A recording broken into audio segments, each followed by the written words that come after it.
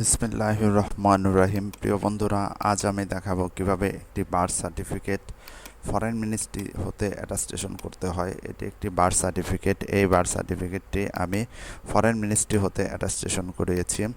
Birth সার্টিফিকেটটি প্রথমে সংশ্লিষ্ট union কাউন্সিলে গিয়ে ইংলিশে অনলাইন ভার্সন তুলতে হবে। অনলাইন করার সময় অবশ্যই নাম, ঠিকানা, পিতার নাম, মাতার নাম পাসপোর্ট অনুসারে করতে হবে, যেন বিদেশে যাওয়ার সময় কোনো সমস্যা না হয়। বার্থ সার্টিফিকেটটি সংশ্লিষ্ট ইউনিয়ন কাউন্সিল থেকে তোলার সময় ইউপি চেয়ারম্যানের সিগনেচার এবং সেক্রেটারি বা অ্যাসিস্ট্যান্ট সেক্রেটারির সিগনেচার নিতে হবে। এরপরে বার্থ সার্টিফিকেটটি নোটারি করতে হবে। দেখুন, এখানে নোটারি করা হয়েছে। অ্যাডভোকেট এস এম রহিমউদ্দিন, তিনি এটি নোটারি করেছেন। তার রাউন্ড সিল এবং তারিখ প্রদান করা হয়েছে। এছাড়াও অ্যাডভোকেট সাহেবের লাল অ্যাম্বোসড সিল প্রদান করা হয়েছে। এছাড়াও অ্যাডভোকেট সাহেবের আরেকটি সিল প্রদান করা হয়েছে। এখানে অ্যাডভোকেটের মাধ্যমে নোটারি করার পর ডকুমেন্টটি ল মিনিস্ট্রি থেকে সত্যায়ন করা হয়েছে। এখানে দেখুন, ল মিনিস্ট্রি থেকে সত্যায়ন করা হয়েছে।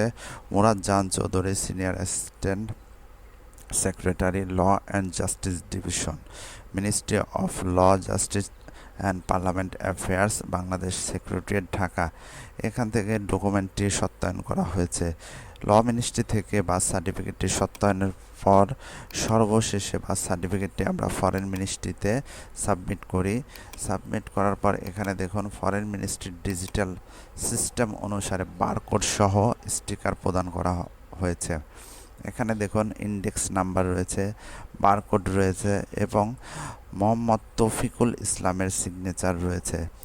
তৌফিকুল ইসলাম, তিনি মিনিস্ট্রি অফ ফরেন অ্যাফেয়ার্সের সিনিয়র অ্যাসিস্ট্যান্ট সেক্রেটারি। 6/6/2024 তারিখে তিনি এটিকে সত্যায়ন করেছেন। তার সত্যায়নের স্টিকার এখানে প্রদান করা হয়েছে। বারকোডটি গুগলে সার্চ করলে বা কিওয়ার্ড দিয়ে সার্চ করলে তৌফিকুল ইসলাম এবং মিনিস্ট্রি অফ ফরেন অ্যাফেয়ার্সের নাম চলে আসবে।